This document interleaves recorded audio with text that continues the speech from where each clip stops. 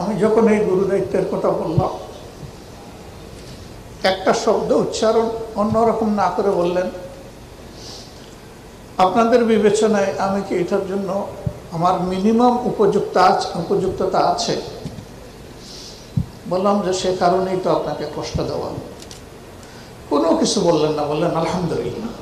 যে লোকটা সংগঠনের ডাকে কখনো জিজ্ঞেস করে নাই কবে, কোথায়, কখন,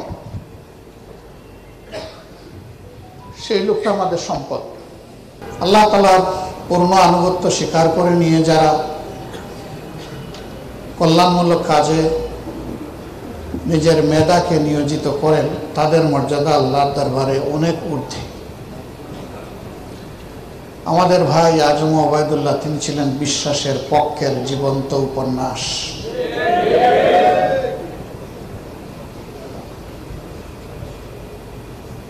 মানুষ বিভিন্নভাবে শিখে, দেখে শিখে, শুনে শিখে, পড়ে শিখে, করে শিখে। তিনি এমনই একজন মানুষ যাকে দেখা যেত, যার কথা শোনা যেত, যাকে পড়া যেত, এবং কর্মবীর হিসাবে যাকে সঙ্গে পাওয়া যেত। এমন বহুদা গুণ আল্লাহ তাআলা খুব কম মানুষকে দান করেন। তিনি এরকম একজন মানুষ ছিলেন। কবি মতিউর রহমান মল্লিক বাংলাদেশের সমাজ জীবনে নতুন রেনেসাঁর উত্থান ঘটিয়েছিলেন, কিন্তু আল্লাহ তাকেও আমাদের থেকে নিয়ে গেছে।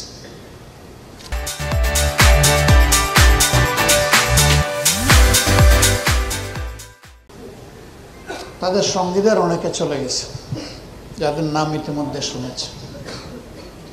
এরকমই আরেকজন ছিলেন মোস্তফা জামান আব্বাসী, তিনিও এই কয়েকদিন আগে চলে গেছে। তিনিও শিশু এবং তরুণদের সাথে কণ্ঠ মিলিয়ে 90 বছর বয়স পর্যন্ত তিনি বিশ্বাসের পক্ষে গান গেয়ে গিয়েছেন। আল্লাহ তাকে সহ আমাদের সবগুলা ভাইকে জান্নাতের আলার দরজা দান করুন। কবি মতিউর রহমান মল্লিকের যে শূন্যতা তৈরি হয়েছিল, তা কারে দিয়ে পূরণ করব আমরা সবাই খুঁজছিলাম।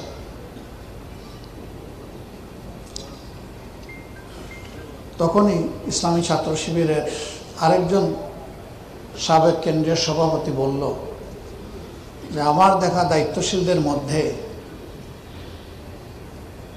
এই শূন্যতা পূরণের জন্য এই মুহূর্তে ওনার চেয়ে যোগ্য কোনো মানুষ আমি দেখতে পাচ্ছি না, আপনি ওনাকে নিয়ে ভাবতে পারেন। তিনি একটা পেশাগত দায়িত্বে এখানে নিয়োজিত ছিলেন, আপনারা সকলেই জানেন। ইন্তেকালের আগ পর্যন্ত নিষ্ঠার সাথে সে দায়িত্ব পালন করেছেন।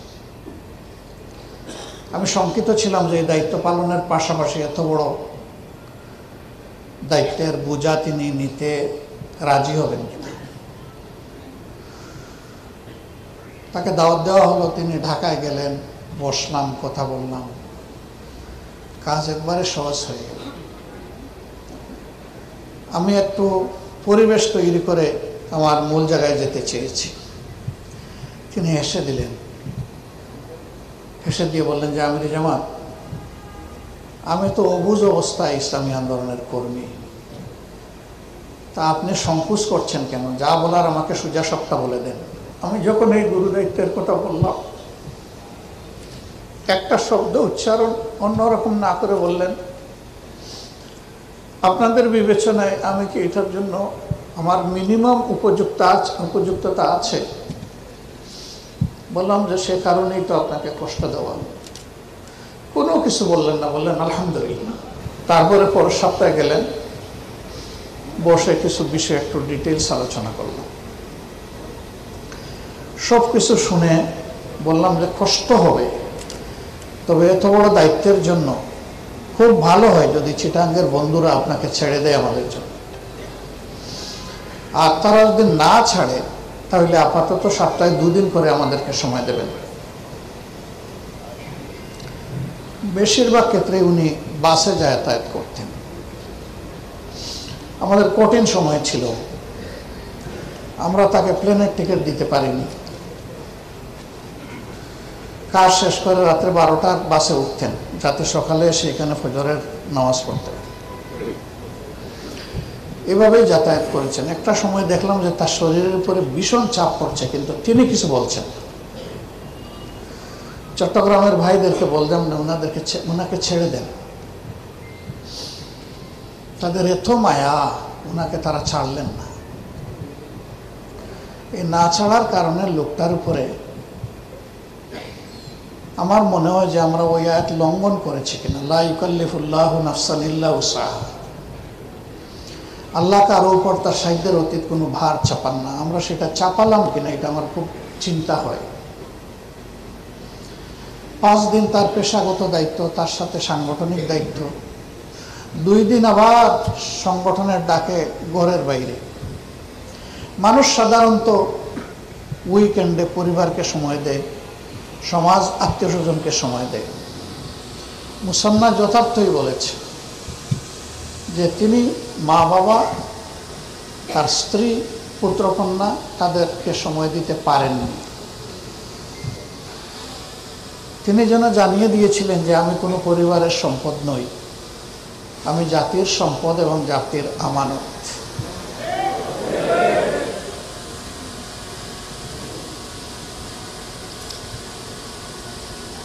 নিঃসন্দেহে তারা বঞ্চিত হয়েছে। সে যেমনটি দোয়া করেছে, আমরাও দোয়া করি আল্লাহ যেন তার ভালোবাসার জান্নাতে তাদের চমৎকার মিলন মেলার ব্যবস্থা করে দেন।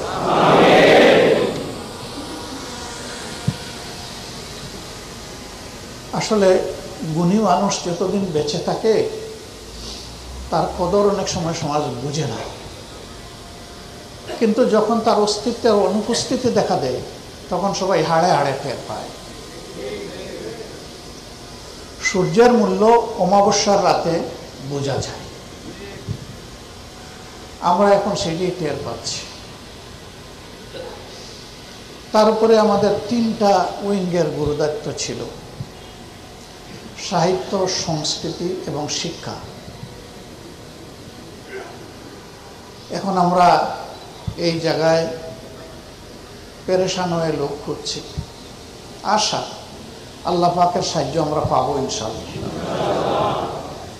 কিন্তু আজম ওবায়দুল্লাহকে পাবো না, মতিউর রহমান মল্লিককে পাবো না, তারা মহল্লার কাছে চলে গেছে। এই প্রিয় সঙ্গীকে এই দায়িত্বের অতিরিক্ত আমাদের কঠিন সময় যখন আমরা দেশের বাইরে পাড়ি জমাতে পারছি না বড় কোনো প্রয়োজনে, তখন তার মতো দ্বিতীয় আরেকজন লোক আমার হাতে ছিল না। দেখে বলতাম যে অমুক জায়গায় যেতে হবে। আলহামদুলিল্লাহ,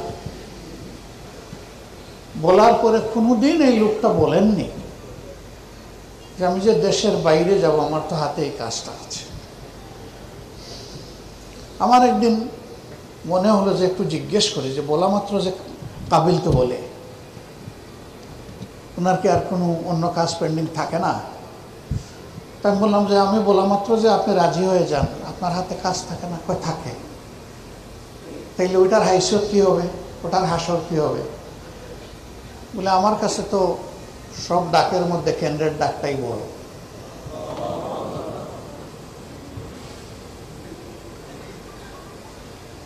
এরকম বহুমুখী প্রতিভার একটা মানুষ, তাকে যখন পাঠাইতাম তার একটা অনন্য বৈশিষ্ট্য ছিল।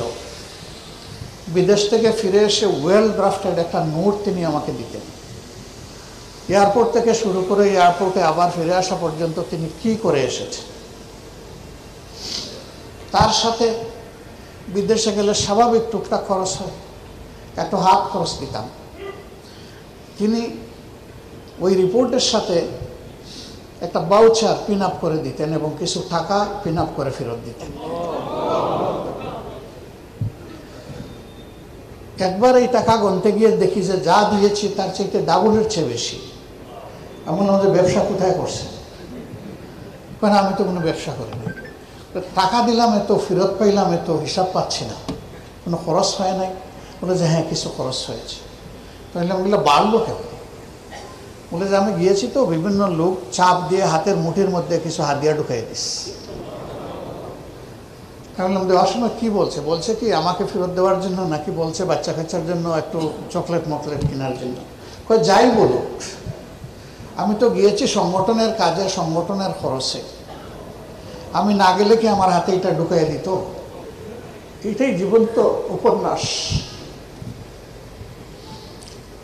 উপন্যাসের শিক্ষা সবসময় স্মরণ থাকে না, কিন্তু এইগুলো আজীবন স্মরণ থাকে। সম্মানিত ভাইয়েরা, তার মাপের একটা মানুষ কোনো না কোনোভাবে একটা ঠিকানা করে, টাকার একটা ঠিকানা গড়ে তোলে। মুসান্না বলেছে শুধু তার জন্ম হয় নাই চিটাগাঙ্গে, আর বাকি সব কিছু চিটাগাঙ্গে, একেবারে ট্রু।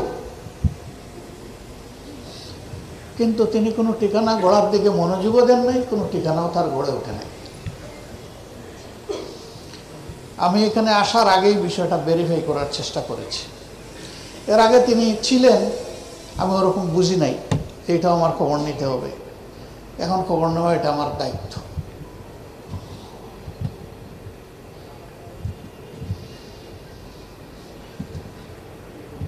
যে লোকটা সংগঠনের ডাকে কখনো জিজ্ঞেস করে নাই কবে, কোথায়, কখন, সেই লোকটা আমাদের সম্পদ, এবং তার পরিবার আমাদের কাছে আমানত। এটা সবাই আমরা স্বীকার করি কিনা? এখানে দায়িত্বশীলরা আছেন, আমার সহকর্মীরা আছেন। আমি অনুরোধ করব আমার পরবর্তী সফরের আগে চিটাগাঙ্গে এদের জন্য একটা ঠিকানা যেন তৈরি হয়ে যায়। আপনারা দোয়া করলে হয়ে যাবে ইনশাআল্লাহ। সবাই দোয়া করবেন তো? আমি আজকে শুরু করে দিয়ে যাব ইনশাআল্লাহ, বাকি আপনাদের দায়িত্ব। আমি ওই বাসায় এসে আপনাদের নিয়ে ডুববো ইনশাআল্লাহ। তিনি এই আশা করে আল্লাহর জন্য নিজেকে ফানা করে দেননি যে তিনি কিছু করবেন না, তার ইন্তেকালের পরে আমরা কিছু করব। আমার ধারণা এ ধরনের কোনো ফালতু চিন্তা তিনি জীবনে কখনো করেননি, কিন্তু এটা আমাদের দায়িত্ব। তিনি আকারে ইঙ্গিতে কাউকে কিছু বলেননি। যদি পরিবার আমাদের কাছ থেকে এইটুকু উপহার গ্রহণ করে, তারা আমাদেরকে কৃতজ্ঞ করবে। এই ব্যাপারে তারা যেন অন্য কোনো চিন্তা না করে যে আমাদের বাবা যেখানে এগুলার তোয়াক্কা করেননি, আমরা কেন করব। এটা তোমাদের পিতার, ভাইদের, বন্ধুদের আবেগের এক ফোঁটা চোখের পানি মিশানো উপহার। তোমরা ইনশাল্লাহ এইভাবে কবুল করবা। বাকিটা কি হবে আমি দায়িত্বশীলদের সাথে পরামর্শ করব। আপনারা দোয়া করবেন আপনাদের ভাইয়ের জন্য, এই পরিবারের জন্য। আল্লাহ তার ঘাটতিটা আমাদেরকে পূরণ করে দিন। তার পরিবারের সদস্যদেরকে আল্লাহ তাআলা খালেসভাবে দিনের জন্য কবুল করুন। গোটা পরিবার, পিতার পরিবার, শ্বশুরের পরিবার, মায়ের পরিবার, শাশুড়ির পরিবার, আল্লাহু আকবার, দুনিয়ায় এক জীবন্ত জান্নাতের বাগান।